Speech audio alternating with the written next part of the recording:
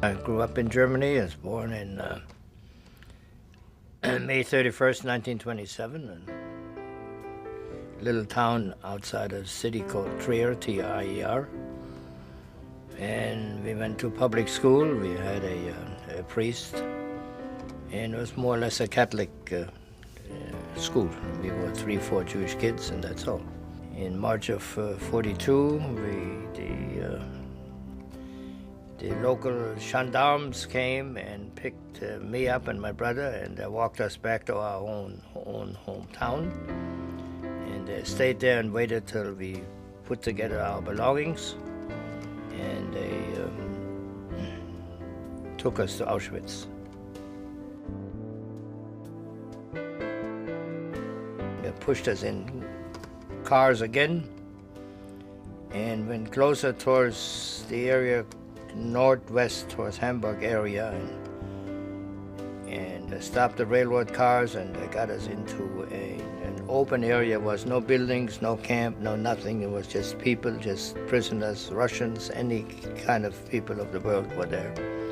And then all of a sudden the Third Army arrived in that area, Patton Army, and the Germans who watched us, they opened the gates and they ran away. And so we were free as that. There was a Jewish organization called HIAS, H-I-S. They sponsored me to come to the United States.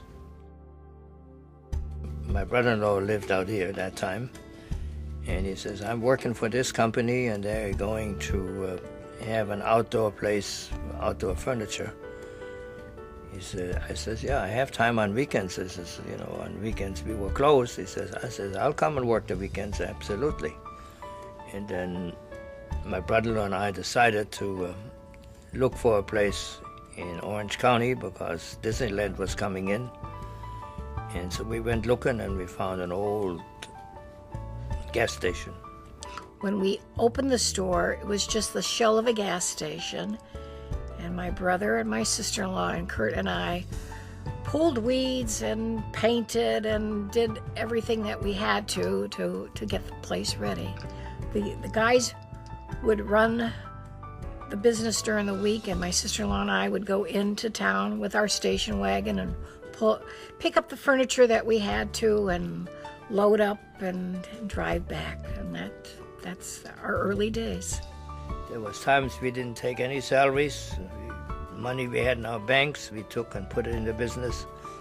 And especially in those days, we kept every employee in our company. We never let them go, and gave them a salary every week, regardless.